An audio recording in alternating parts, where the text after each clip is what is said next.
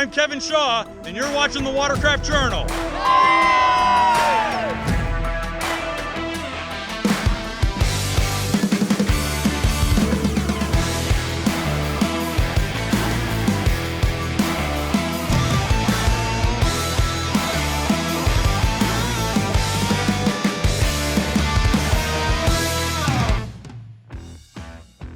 After a bit of rescheduling, we found ourselves with the very rare open weekend, and we're more than happy to accept an invitation from the Kentucky PWC riders to join their 100-mile round-trip ride. Called the Old Danville Invasion, the group gathered at the top of Kentucky Lake at Moore's Resort before heading down to the historic Danville Grain Elevator located in the middle of Cane Creek, just before joining the Tennessee River. We had toured the 100-plus-year-old submerged remains a couple of years ago while with the Middle Tennessee Personal Watercraft Club during their annual Ironman ride, but never from as far up in Kentucky and never aboard a brand new 2019 Sea-Doo Wake Pro 230. So how could we possibly say no? Wanting to beat the Saturday boat traffic, we decided to meet bright and early. Not wanting to waste a minute, we were quick to launch our Wake Pro, to tie up at the dock, load up on drinks and snacks for the day, and even select some of our favorite tunes to play over the BRP premium sound system that we would listen to throughout our ride.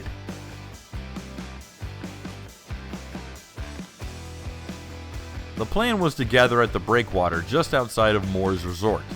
Impressively, of all of the dozen skis that came, few were from Kentucky. We welcomed riders as far away as Georgia, Alabama, Indiana, and Ohio, not to mention ourselves hailing from Tennessee aboard a Sea-Doo with Florida registration numbers.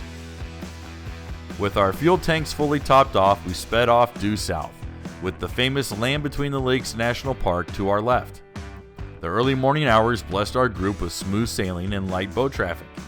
We settled into our seats, turned on some music, and sang along over the howl of the Sea-Doo's 230 supercharged horses. The Wake Pro famously includes its ski mode speed control options, allowing the driver to scroll through 5 preset acceleration profiles that help pull and tow a wakeboarder or a raft smoothly and consistently. Yet, a little known feature is Sea-Doo's slow speed mode, similar to setting in cruise control, which our Wake Pro didn't come equipped with. The slow speed mode lets you set a desired top speed, and unlike cruise control, you're not locked into maintaining just one speed. You can ease off the throttle to slow down or speed back up without canceling your preset max speed. And just like you'd expect with cruise control, the slow speed mode lets you bump your speed up or down by 5 1-mile-per-hour increments, all without having your hands leave the handlebars, thanks to 2 large quick response button pads. Just press the left-hand side's intelligent control button while you're at the speed you like, and the new for 2019 7.5-inch wide digital display will read out slow speed mode. To adjust your max speed, simply toggle up or down using the right-hand buttons. It's that easy, and frankly, we used this all day long.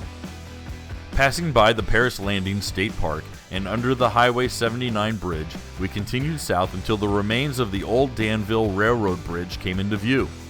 Originally built by the Louisville and Nashville Railroad in 1860, the line connecting Paris, Tennessee to Guthrie, Kentucky was hotly fought over during the Civil War, but didn't truly become the lifeline it was until the Danville Grain Elevator and Transfer Station was built in 1914. The 6-story building was set at the foot of the Tennessee River long before the Kentucky Dam flooded the Danville Valley back in 1942, which raised the water level by 55 feet. Originally designed to transfer barges' cargo from the river to rail cars above, the station once housed 2 20-horsepower elevators that carried cargo from the lower levels to trains docked at the 4th level, including thousands of tons of peanuts, grain, limestone, iron, and cotton. All that remains today is what can be seen above the waterline. After a short break to reapply sunscreen, it was in the 90s after all, and swimming beneath the shadow of the railroad's stone bridge supports, we thought it best to double back to Paris Landing for some lunch and to top off our fuel tanks. Entering into the National Park's marina, we engaged the Sea-Doo's slow speed mode again, but this time while in neutral.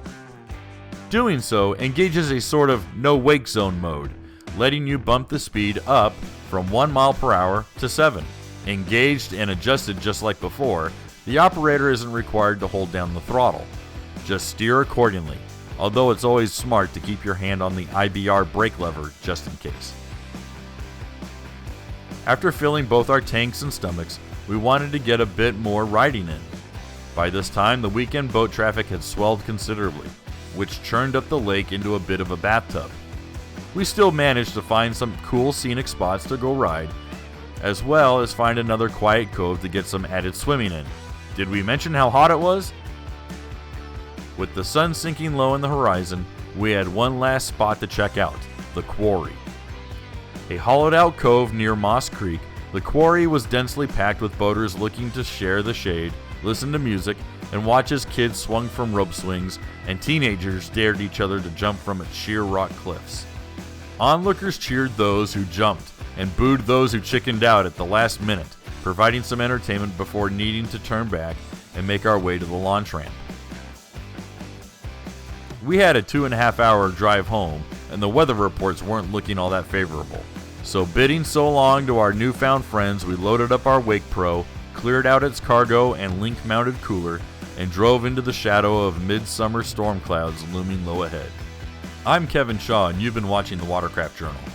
Make sure to check us out Monday through Friday at www.watercraftjournal.com. And again, if you like this video, please make sure to like, leave a comment, and subscribe to the channel. It really helps.